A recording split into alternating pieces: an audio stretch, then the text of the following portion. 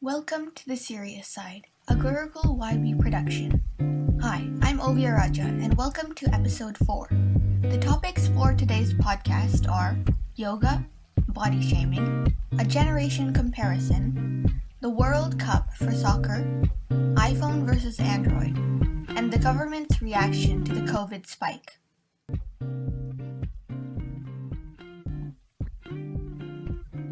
नमस्ते और आज सीरियस साइड पे आपका स्वागत है। आज हम संगीता जी के साथ योगा के बारे में बात करेंगे। नमस्ते संगीता जी। Namaste Abhinav, thank you for having me. Okay, now let's get right into some serious questions. Yoga क्या है और उसके ओरिजिन के बारे में आप क्या बता सकते हो? So, the literal meaning of yoga you can say is union. Hindi में इसे योग कहते हैं, बट इंग्लिश में अब हम योगा के नाम से ये ज़्यादा जाना जाता है हर जगह. It is a union between body, mind and spirit. Yoga में there can be a group of physical, mental and spiritual practices. It originated in ancient India, maybe more than 5,000 years ago. और योगा का सबसे पहला जो mention है वो हमें अपने 4 वेदों में से जो ऋग वेद है उसमें मिलता है, and it is referred to in different Upanishads also. Yoga and other aspects of Indian philosophy came to attention of Western world in around 18th century, and then in the mid 19th century when Swami Vivekananda advocated about yoga, उसके बाद से उसकी popularity लोगों में पूरे world में और बढ़ती गई. आज हमें योगा की डिफरेंट फॉर्म्स देखने को मिलती हैं. जैन योगा, बुद्धिस्ट योगा, क्लासिकल योगा, हठ योगा, कुंडलिनी योगा, तो अलग अलग प्रकार के योगा आज पूरे वर्ल्ड में किया जाता है. वाह, मुझे तो ये पता ही नहीं था कि अलग अलग टाइप्स होते हैं योगा के. तो आप योगा में कैसे इंटरेस्टेड हुए? इट्स रियली इंटरेस्टिंग कि बचपन से ही मेरा योगा की तरफ झुकाव था, and I am actually in yoga team of my school. So we did yoga, a lot of yoga in school, and on our annual functions we used to perform wearing special costumes which were comfortable doing yoga. But उसके बाद जैसे जैसे gyms popular होते गए तो हर कोई gyms की तरफ ज़्यादा झुकता गया, and people wanted to try out new workouts. But इतना पक्का है कि एक बार आप योगा कर लें तो लाइफ में जब भी आप उसे फिर से रीस्टार्ट करना चाहें, your body remembers it, and you can get the benefits anytime. Wow, I didn't know that there was like yoga teams. Like, is it like a sports team? It is like a dance team, yes. Like you have the dance team, drama team, so there was a yoga team. So it was like performances and not competitions. Yes. Okay, that's fun. Yes. So is yoga for everyone? Yes, yoga is actually for everyone. You don't have to be a yogi to perform yoga. You can do it in any age, young, old, whether you are overweight or fit. Yoga has power to calm the mind and strengthen the body. The only thing is, if you have illnesses or ailments or pain, then also you can actually perform yoga. But you have to be really careful that you perform it under a guru's or a teacher's vigilance. आप अपने आप yoga start ना करें अगर आपने पहले कभी नहीं किया है, या आपको कोई बीमारी है या कोई पेन्स एंड एक्स हैं बॉडी में. बट आप अपने योगा गुरु के साथ उनकी गाइडेंस में अगर योगा करेंगे तो it will at the end of the day will benefit you. So yes, yoga is for everyone. That's great. And what is pranayam? So pranayam is also a part of yoga. It is again an ancient breath technique. It originated from yogic practices in India, and it actually involves controlling your breath. So there are different styles where you are sitting in a position or doing some kind of exercise, and maybe you are controlling your breath, holding your breath for different lengths. But pranayam is all about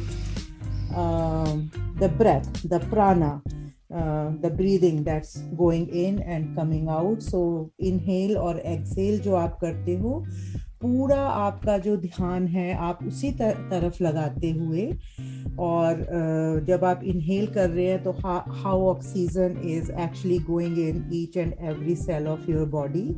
तो वो जो आप ध्यान लगाते हुए breathing exercises करते हो उनको प्राणायाम कहा जाता है. So even breathing techniques are part of yoga? They are very much part of yoga. Oh, I thought that only like physical poses and such were actually part of yoga. No, so when you are doing physical poses, even then, the breathing is really important. You have to be aware of your breathing all the times, when you have to exhale and when you have to inhale while doing those poses. And if you're just sitting and doing the breathing techniques, that's also pranayam. So pranayam is all about prana, which is the breathing, the oxygen that we are taking. Okay. So another thing that I've heard a lot whenever yoga is mentioned is Surya Namaskar. I remember that a few years ago, I even went to Camp Bharat and we would wake up at like 6 a.m. just to do Surya Namaskar. And at the time, I was like so confused. So what is Surya Namaskar and why is it becoming so popular?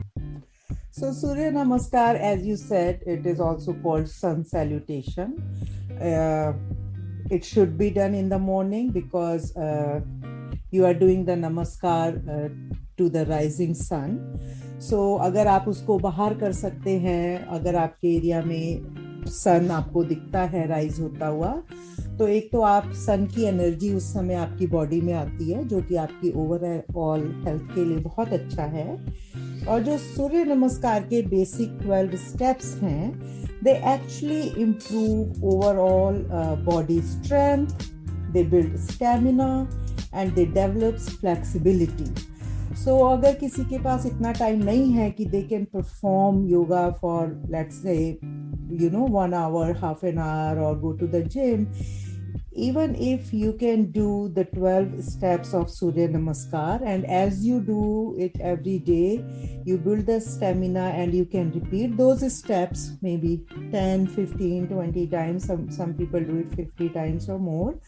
तो आपकी वो overall जो body में strength चाहिए, flexibility चाहिए, these 12 steps, they cover each and every part of the body, and you don't have to work out separately for your hands, for your legs, for your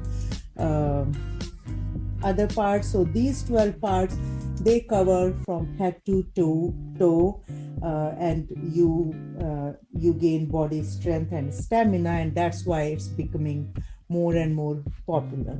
That's pretty convenient, just all parts of the body in one thing. Yes, but of course you have to know the technical aspects, and again the breathing while doing Surya Namaskar is again very important. Okay. So what is one fun fact that you would want to share? So fun fact, like, if you don't know, now we are celebrating International Yoga Day. It is celebrated on June 21st. It started in 2015, and June 21st is the longest day in Northern Hemisphere, and it has a special significance. So Yoga Day is celebrated that day. And the fun fact is that in 2018, almost 200,000 participants performed yoga on Yoga Day at the same time in India, and it is a Guinness World Record. Wow, that's a lot of people. Yes, it is. So they were at different places, but different places in India, in different cities, but they performed at the same time, and they made a world record. That's so cool. It is. Yeah. So thank you for joining us, Sangeeta ji. Thank you. And I hope that whoever listens to this, they try at least doing some yoga every day. Okay. Thank you, and we'll see you on the serious side. Thank you.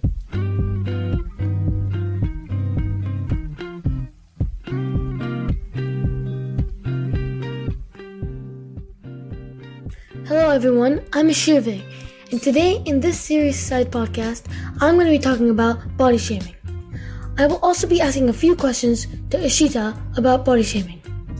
Namaste Ishita, आप कैसे हो? मैं ठीक हूँ, आप कैसे हो? मैं अच्छा हूँ. अब हम questions start करते हैं. What is body shaming? I believe body shaming is anything that a person says to another about their size or about their physical appearance, like their weight, how thin they are, how fat they are, anything like that. Yeah, totally. Second question. Why do you think people engage in body shaming or hurt people with body shaming? I believe people engage in body shaming because of the insecurities within themselves. They want to bring others down in order to make themselves feel better, which is always not the right way.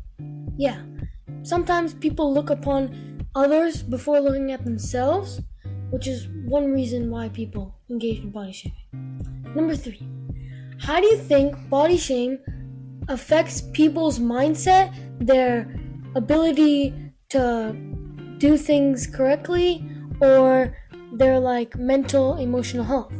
I think body shaming affects different people in different ways. It also depends on how much body shaming is happening, but it could go to an extent where the person could go into depression, which is never a good idea, or having thoughts about suicide, or when in school just not really engaging in participation, not socially interacting with friends, which is never good. Yeah, according to mentalhealth.org, higher body dissatisfaction is associated with a poor quality of life. This leads to unhealthy eating behaviors and eating disorders. Why is body shaming such a serious topic? Body shaming is such a serious topic because, like you said in the past question, it affects people in such a big way. And if you could look at the statistics, I bet there would be a lot of people who commit suicide because of body shaming or because of insecurities within themselves, and it's just never good. What can we do to stop body shaming and its effects? First of all, for the person who is body shaming others, just look at our insecurities and just learn to love them and love ourselves and start understanding that we can't hate people just because of how they look, and everyone is different and unique, and that's okay because that's how the world is, and that's amazing. So we shouldn't body shame others, and we should spread this message and make people aware.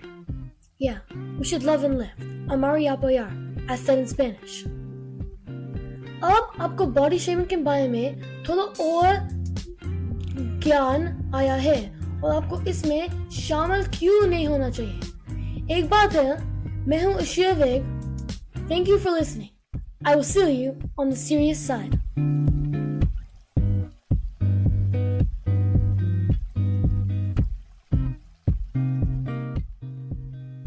Each generation has its differences, but society has had major changes since the time of our elderly to right now, and most likely will have even more changes 50 years in the future.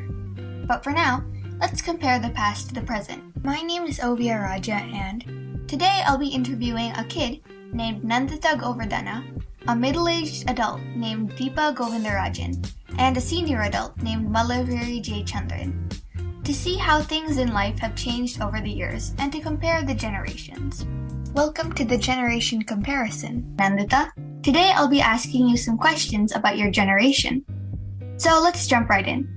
For the first question, what do you want to be when you grow up? Why and how do you think that will change when you grow up? I'm not totally sure what I want to be when I grow up yet, but I think I want to be an author. I think during my life, I might gain more interests and I might change my mind. How do you think your childhood is affecting that decision? Right now, I'm interested in writing different stories. That's why I want to be an author. That sounds great, Nandita.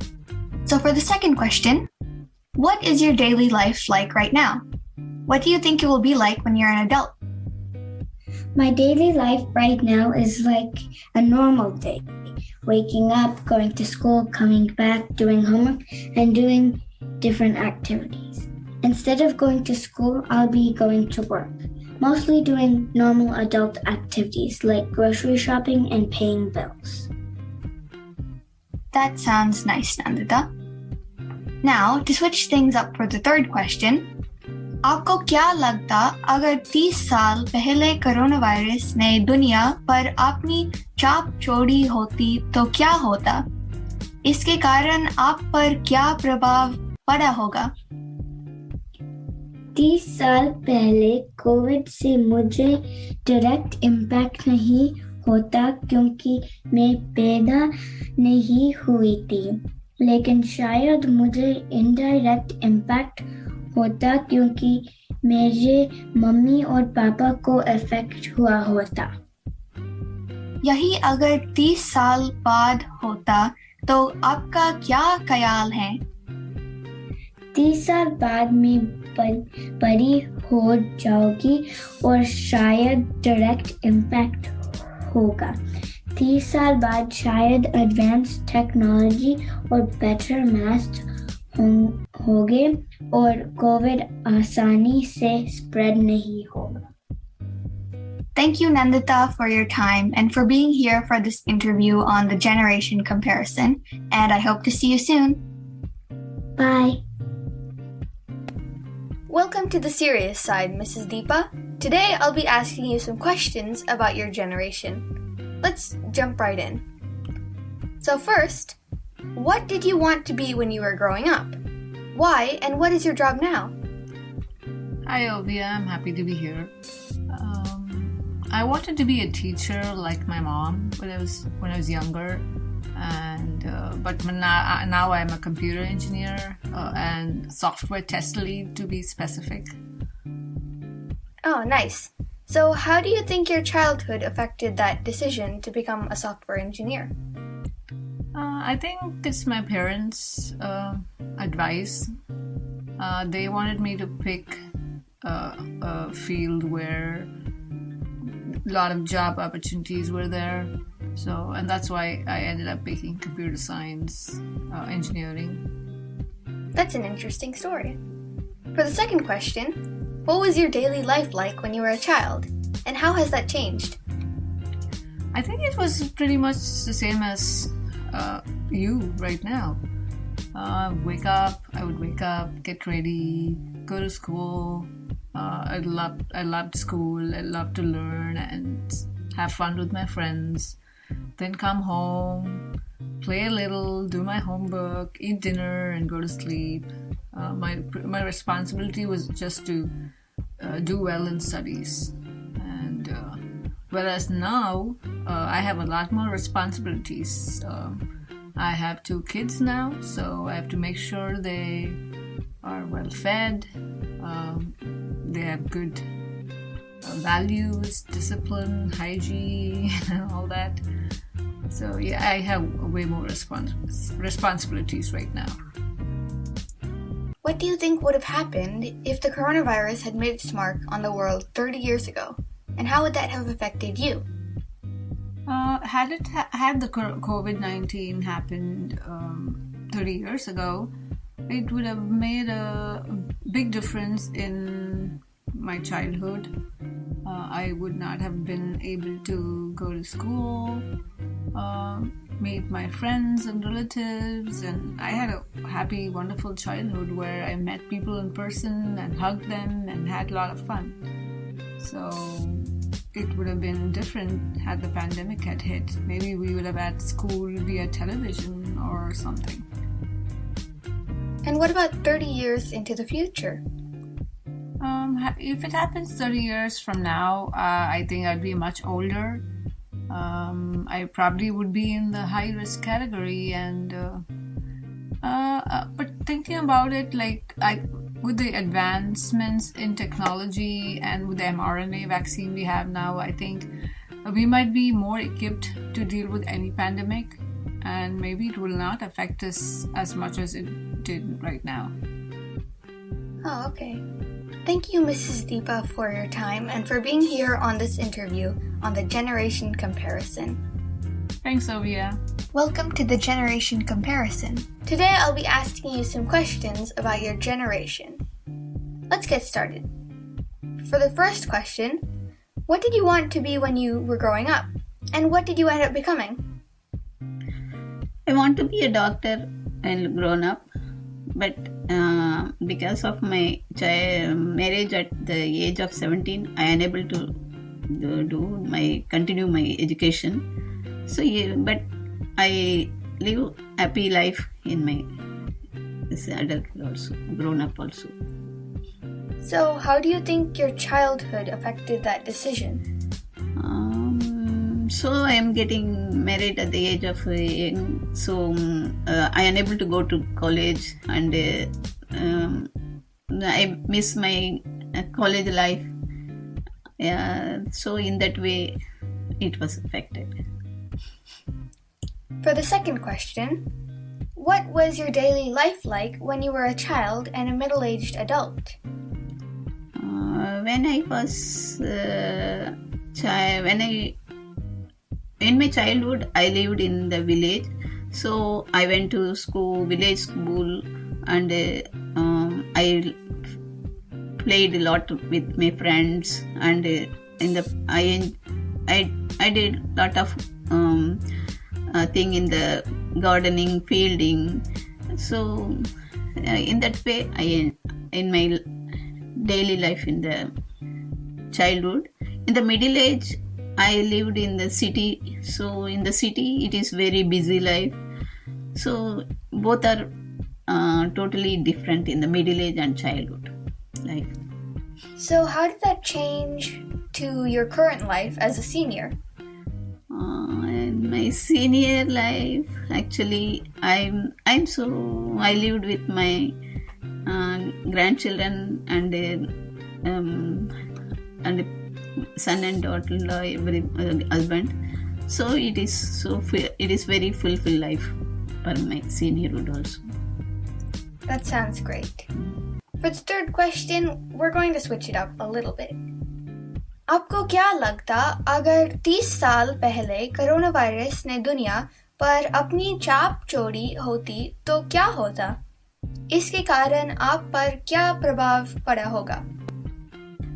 30 साल पहले ये corona virus आ गया हो तो इतना जल्दी नहीं छूटेंगे, क्योंकि उसी टाइम ये वैक्सीन बनने के बहुत 4-5 साल लगेंगे.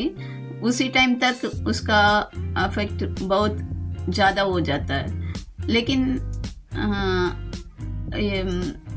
ज़्यादा लोग तो ज़्यादा ट्रैवल नहीं करते उसी समय, इसीलिए इतना जल्दी फैलता भी नहीं. यही अगर 30 साल बाद होता तो आपका क्या ख्याल है? यही 30 साल बाद हुआ तो अभी इतना ज़्यादा फैलेंगे नहीं, क्योंकि उसी टाइम तो टेक्नोलॉजी और इससे ज़्यादा इम्प्रूव हो गया होता. सो 1 महीने के अंदर ही उसका कोरोना वायरस का खत्म होने का बहुत चांसेस है. Okay. Thank you so much for your answers and your perspective on your generation. And I would like to thank you for your time and for being here for this interview on the generation comparison. Thank you. All 3 generations definitely had a lot of differences, many of which related to their daily lives when they were children. We can now see that major changes have been made in the world since the generation of our elderly to the generation now, and we know that it's mostly because of advances in technology, medicine, and different rules and laws. There's still a lot more to learn about how society changes over time, and the best way to do that is to talk to the people around you who have had different experiences than yours. This is Ovia Raja signing off. Thank you.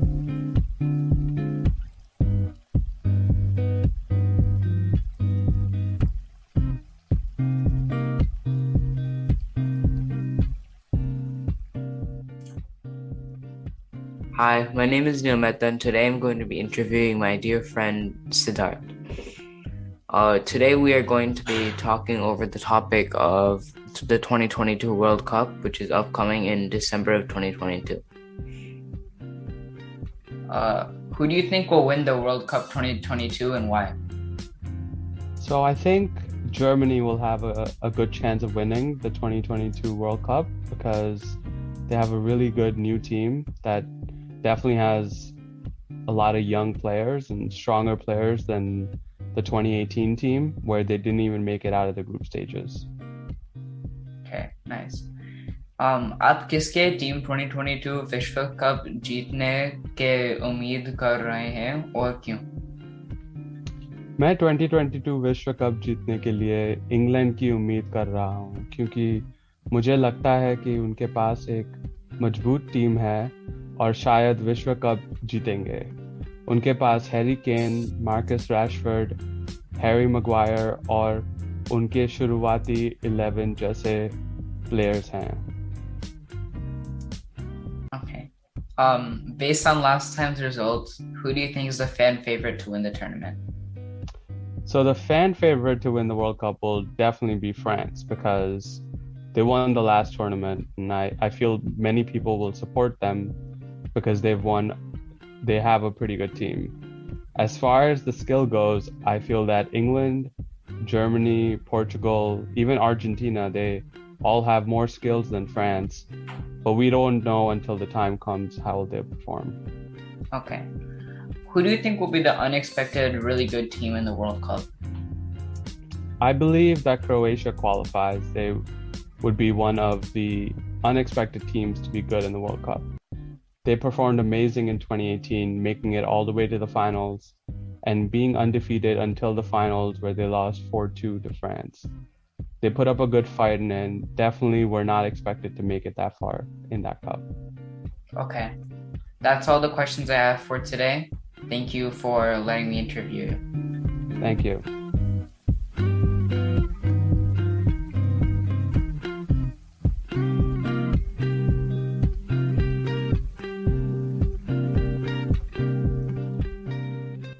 Hi, my name is Aryan Karani, a member of this podcast. And today we're going to be talking about iPhone versus Android, a very controversial topic. But this segment's going to be a little different.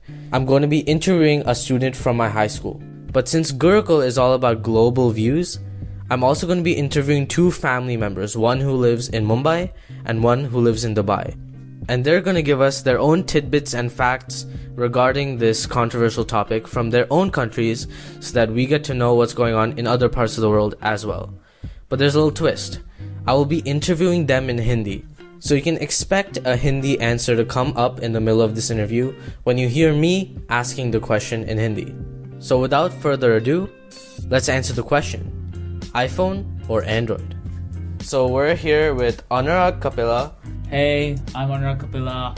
I'm a sophomore. I'm in high school. I'm a big Android fan, as many of you guys might know. I'm a hardcore OnePlus user. And I don't know, I just think iPhones really suck. I have a OnePlus phone. I love it, man. It's like crazy how much I love it. It's awesome. And you can customize everything, you know? Have you ever used an iPhone? iPhone, yeah. I used Which an iPhone 6s Plus. It was kind of crappy. I hated it. Not bad. We're going to start with a little lightning question. I'll give you 10 seconds to answer this question. Which phone would you buy? iPhone 12, OnePlus 9, Samsung S21 5G, or the Google Pixel 6? Google Pixel 6. Google Pixel 6. Why? It has this new tensor chip, if I'm not wrong. I've seen all those new features on it. It's the level of like customization you can do in that phone is just crazy. I can't see you doing that on an iPhone. So I'm a big fan of Google. So that was kind of our impulse buying test, but now I want to get into some data, some facts that'll help us decide this. Okay, so first, Android has the advantage of having a lot of manufacturers making phones for them at different specs and price points. But to keep this even, we're going to consider the latest from the biggest manufacturers: iPhone 12, OnePlus 9, Samsung S21 5G and Google Pixel 6. अभी है हमारा पहले हिंदी का segment. हमारे मेहमान हैं जयंत करानी जो मुंबई में रहते हैं और आईफोन पसंद करते हैं, और संदीप करानी जो दुबई में रहते हैं और एंड्रॉयड को पसंद करते हैं। अब सुनिए इंटरव्यू का एक्सर्प्ट। यूएसए में सैमसंग, एप्पल, OnePlus और गूगल के फोन्स पॉपुलर हैं। दुबई में कौन से मोबाइल पॉपुलर हैं? तो दुबई में मेरे हिसाब से एप्पल और सैमसंग ज्यादा चलता है, बट क्या होता है कि जो लोग होते हैं जिनके पास इतना पैसा नहीं होता है खर्चा करने में इतनी महंगी फोन्स के लिए, इसलिए चाइनीज फोन ज्यादा चलती है। और भारत में?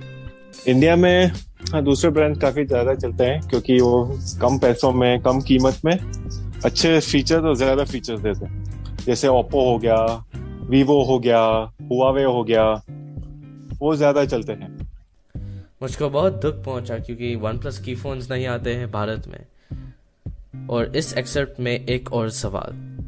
जैन जी, जब आप मोबाइल खरीदते हैं तो कौन सी फीचर्स बहुत ज़रूरी है? क्या सिक्योरिटी बहुत ज़रूरी है या कैमरास अच्छे होने चाहिए? मेरे लिए तो ज़्यादा करके फीचर्स तो मेनली क्या है, फ़ोन मेरी सिक्योरिटी कितनी अच्छी है उस फ़ोन की, और वो कितने साल में यूज़ कर पाऊंगा। जैसे iOS क्यों, एप्पल फ़ोन क्यों यूज़ करता हूँ, बिकॉज iOS 5 से 6 साल तक सपोर्ट देता है। और संदीप जी? तो एज लॉन्ग एज मैं कॉल कर सकता हूँ, और एक और चीज है कि अच्छा कैमरा हो, बस वही मैं देखता हूँ। और बैटरी लाइफ मेन है, बैटरी लाइफ मेरे लिए, बिकॉज मेरे कॉल्स इतने होते हैं कि मुझे बैटरी लाइफ में बहुत देखना पड़ता है कि एटलीस्ट मेरा 1-1.5 दिन चले फोन विदाउट एनी चार्ज, तो मेरे लिए वो अच्छा लगता है। अब सुनिए अनुराग क्या फीचर्स पसंद करता है। So, what's the first thing you look for in a phone? Battery life, cameras, something else? It's definitely the UI experience. I don't care about anything else. How I feel when using the phone is what I care about most. So, we all know iPhone, it's terrible as far as customization goes. They're getting better, definitely. Yeah, I have to say with that shortcuts thing, they're getting pretty good. Yeah, but it really just seems they're trailing behind Android, just copying whatever they do. S21 5G, I haven't had experience, but in my experience, these Samsung phones, these higher end ones too, they tend to be very slow. A lot of bloatware. Whoa, I mean, like many phones have the option of disabling that, So I don't know. No, there are actually. My mom has a Samsung S8. There's a lot of bloatware on that phone. Okay, you might have to give that one to Apple. Bloatware stays on your phone, fine, whatever. You're not going to look at it. When you're opening up apps, when scrolling around, that's the things you want, right? I keep the bloatware on my phone like nothing. It's like, I have like 70 mobile apps on my phone. It just stays there. What can I do? So, you can't do much about it, yeah. Yeah, man. Obviously, OnePlus kind of wins that UI around it. Yes, agreed. It's fast. It has great customization. In your opinion, which one has a better bang for buck? Obviously, OnePlus has been struggling, I think, in the cameras department, especially with their new partnership with Hasselblad. It didn't really go anywhere with their OnePlus 9 series. Yeah, kind of disappointed on that, but yeah. So, bang for buck versus what? iPhone? Yes, iPhone. So OnePlus wins the battle. Yeah. The OnePlus 9 is $730, $729. I know, but the value. Okay, fine, maybe. Okay, OnePlus may be pushing it, but you still get insane value for that. But Pixel is just whole another level, man. The Pixel is $599. Yeah, $599. I would say that equates to iPhone 13 Pro level, and they're making it dirt cheap. That's the best deal you can get, and. Yeah. And what about the security concerns with having a Google phone? Oh, Google phones have gotten so much more secure. But just because it's Google's phone, Google, they're all about tracking, advertising. Do you think they're collecting data off this phone? I mean, it's their business, so there's nothing you can do about it, Their business is to connect money from that, but I would say they have gotten better at being transparent, and you can toggle settings That's true, yes. So, but I would still say security-wise, Apple is more famous for that. Other than that, what about the ecosystem that some phones like the iPhone brings? You know, you have the Apple Watch, the Mac. It has an amazing ecosystem. They have AirDrop, which increases the connectivity so much. As far as I know, the OnePlus 9 watch was a flop. The Galaxy Watch is pretty good. Bixby is on that, which everybody knows Bixby is terrible. Oh yeah, that's an agree, man. Okay. But one place where the Samsung does win is the cameras. It takes 8K video. It's a 64 megapixel telephoto camera. So those are just kind of the better things about an iPhone. You have that ecosystem, right? I'm going to say that Android, okay, although you see the thing about iPhone is, right, if you try connecting an Android watch or whatever, it'll just work terrible with iPhone. They'll try everything against that to do it. But in Android world, if you stay in Android, actually you're gonna have a much better experience. You know, you have so many options to choose from. Now even there's Windows integration in Windows 11. That's pretty cool, right? You can't do that with iPhone. You can only buy a Mac for iPhone, and you got it. So I would say actually the ecosystem in Android is way better. I mean, you can't get the level of features as iPhone, but although it might be lower quality features, the customization will overcompensate. One more thing, repairability. It's a huge topic right now with the whole right to repair movement. Horrendous repairability rating of iPhones. But that's true. Samsung is also, I believe, starting to lock ID their parts just like iPhone is doing. जो US में रहते हैं उनको पता है कि mobile को repair करने में बहुत पैसा जाता है और बहुत बार एप्पल के लोग कहते हैं नया मोबाइल खरीदने को. क्या भारत और दुबई में ऐसा है? संदीप जी, दुबई में कितने पैसे लगते हैं मोबाइल को रिपेयर करने में? दुबई में रिपेयर करने को बहुत महंगा होता है. उससे अच्छा जाके नया फोन ले लो. जैसे मैंने नई फोन ली थी और 1 साल भी नहीं हुआ था और स्क्रीन टूट गई थी. मैंने 2200 दिरहम की फोन खरीदी थी और 1000 दिरहम का स्क्रीन का चेंज का कॉस्ट था. तो 50% जैसा तो कॉस्ट खाली स्क्रीन के चेंज में लग जाता था. और जैन जी, भारत में कितने पैसे लगते हैं? तो मॉडल की एक्चुअल कीमत के हिसाब से अराउंड 20% का खर्चा आ जाता है अगर स्क्रीन टूटी हो तो. केसिंग टूटने का कभी मैंने सुना नहीं, तो ज्यादातर से लोगों की स्क्रीन टूटती है तो 20-25% फोन की कीमत का खर्चा हो जाता है अगर आप ओरिजिनल सामान लगवाएंगे तो. अगर आप ओरिजिनल नहीं लगवाते और सस्ते लगवाते हो तो आपका काफी कम कीमत में काम हो जाता है. Do you think iPhones are worth that horrendous repairability versus the Androids? I would say Androids are also following the iPhone. Nothing you can do, man. And like iPhone just controls the entire sector. Then whatever iPhone does, entire smartphone world copies because clearly iPhone's doing well. They're $3 trillion, you know? Like you can see that all companies like Google, Samsung, all these other companies are seeing that iPhone's profiting so much from this lack of repairability because it's a good business plan. It's not failing. Let's get to the next aspect of this, the price. And I think this is kind of the core of what people think about when buying a phone. How much will it cost me, right? The way I'm thinking about this here is that buying a phone is like an investment. That however long it lasts you, the cheaper it gets. Because if you buy a $500 phone, it lasts you 2 years. It's better to buy a $1,000 phone that lasts you 10 years, right? It's true. I'm just as an example. So I'm just going to go through some specs. The iPhone 12 gets 6.5 years of updates.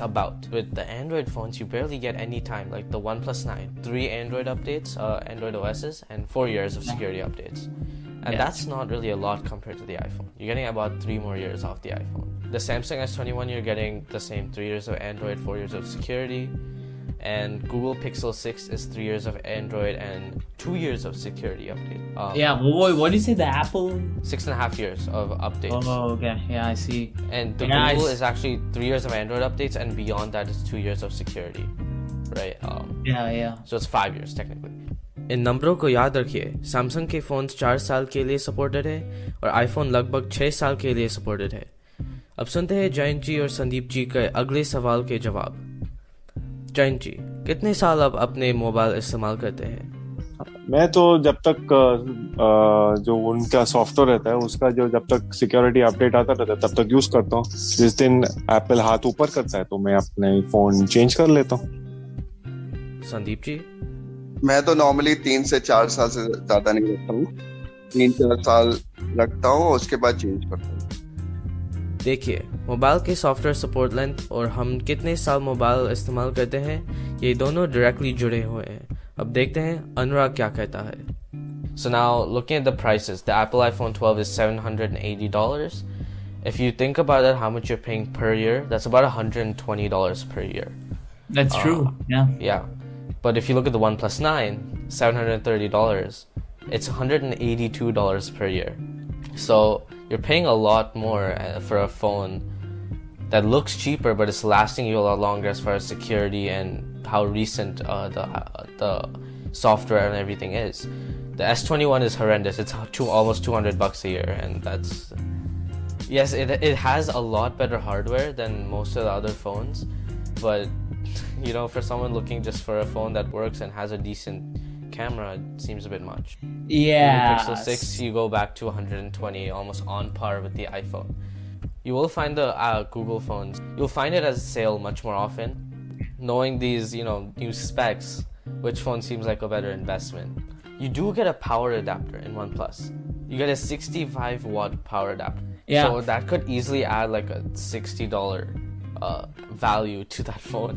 So the thing is, right, with the Android, right, you're paying less, but and you can switch more. So you can always you can switch your phones more often with the cheaper phone, right? The more you switch your phone, the more high end you are. Definitely for the people's at the high end, they're going to love the Android side. But you see why Apple's making such a killer profit. They're stuck with the phone they have. Most of them are kids, right? They can't just ask for a new phone every single time. So regarding value, I would say then iPhone is better deal because what you're saying is true. Android is not giving that much support on that long-term support. I would say people that are listening to this podcast are definitely part of the more niche category, and that's what I'm going to focus on because that's what I want. So Android is definitely more switchable. Just like always, Apple is always ready. Apple is actually very switchable because of their iPhone program where you pay installments and you just get the new iPhone every year. Yeah, but that's the thing, right? You're still sticking with the same company every single year. Every single 3 years, you're sticking with the same company. 3 years, okay, you go to the repair program, switch it for the new iPhone. Yeah, great. 3 years, okay, switching for the new iPhone. With Android, there's diverse amount of options, right? So you can get the folding phone, you can get the fastest phone, gaming phone. Yeah. And once you get sucked into that Apple ecosystem, it's really hard to get out. You can't get out, man. So much money. Yeah. I know. So I think the winner of the cost effectiveness, it's really between the Apple iPhone 12 or the Google Pixel 6. Hands down, if you want to get Google Pixel 6, but yeah. Yeah, so to just end off this interview, do you want to do a little flipperoo where you ask me some questions? Yeah, man, I'm ready. Between the Google Pixel 6 and the iPhone 13 Pro, okay, which one would you think is a better deal, and which one would you actually recommend to the audience here? Honestly, I don't think the 13 Pros are worth it. Any 13s are worth it at all. I would rather just get the 12. The concept of the iPhone 13 wasn't implemented correctly. It's pretty much the same phone with a few extra software features, right? Android 12 or iOS 15? So, great thing about Android fingerprints. Apple is coming up with their own solution for that. They had the Apple Watch, and now they're getting their own solution for face ID. Security, I would say iOS 15 wins for a landslide. The iPhone not being I think the iPhone is geared toward kind of, a business kind of thing. It's not very good for gaming. Okay. Oh, and Siri versus Google Assistant. Google Assistant, amazing. Okay, man. Last question. Which type of phone, iPhone versus Android, keeps you more addicted to your device?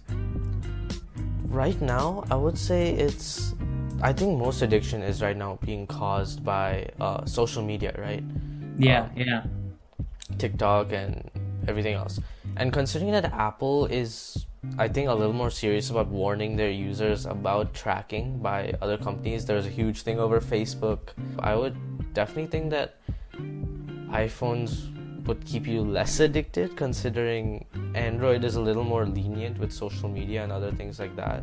But you need to consider the ecosystem, man. Apple Watch getting notification, Mac getting notification, iPhone getting notification. So I think the reason why we feel that the iPhone is something that kids are addicted to is because most kids have iPhones these days. I mean, if you go to India or some other country, they'll be like, Xiaomi is the most addicting phone because everybody has a Xiaomi or something like that. So I think it just really depends on what country you live in. I mean, okay. Like, which app keeps you most addicted, and how does each phone treat that app? Okay. Instagram, Snapchat, TikTok. Those are my 3 big addiction apps, right? Yeah, that's true. Since the iPhone has better front cameras, right? And all of these apps are using your front cameras. So the iPhone has a 12 megapixel front camera. All their cameras are 12 megapixels. A huge downside for me. Let's look at the Pixel 6. That's true. It's 8 megapixel. So yeah. The iPhone has a better camera. It can take 4K 60 FPS on the front. I mean, software in the end makes up everything, So actually it's weird. I found that Android phones a lot of them couldn't take 4K video on the front. So I would say, considering not many people are buying an $800 phone right now, I'm gonna go with Apple because they have better front cameras. Yeah, and definitely those developers make apps tailored towards that, How can you take better videos on WhatsApp, Snapchat, Instagram? Yeah, so I think this interview is getting a bit long, so we'll end it here. Thank you so much. Yes. I'm not exactly sure who won. I think it's a draw. It's a draw. Yeah. Okay, guys, I just want to close saying that you should subscribe. Subscribe to the Serious Side podcast. Yes, please, guys. Very nice guy. Might have some phone choosing problems. We need to double that count by the end of the year. Okay, guys? Subscribe to the Gurkul News channel and the Gurkul Cooking Show as well. Please subscribe, guys. Subscribe. Thank you so much. Yes. Thanks, guys. Goodbye. Okay, bye, guys.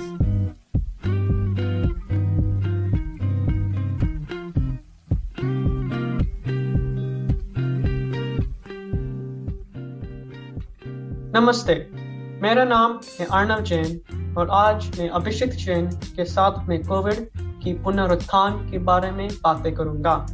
आपका स्वागत है। धन्यवाद, मुझे बुलाने के लिए शुक्रिया। हम सबको पता है कि कोविड यूएस में बहुत तेजी से फैल रहा है, तो ये महामारी की स्थिति क्या है? तो अब कोविड का नया वेव आया है, तो डेल्टा वेव खत्म होते होते नया वेव ओमिक्रॉन का आया है। उसमें बहुत लाखों करोड़ों लोगों को अभी कोविड हुआ है। So, what exactly is the reason for this new COVID wave?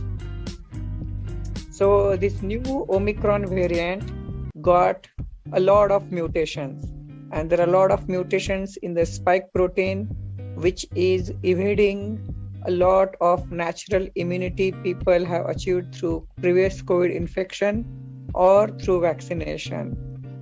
Also, this new mutation has have made it way more viral, so that it is spreading way more rapidly, and thus the number of cases have gone from, let's say, tens of thousands to hundreds of thousands per day.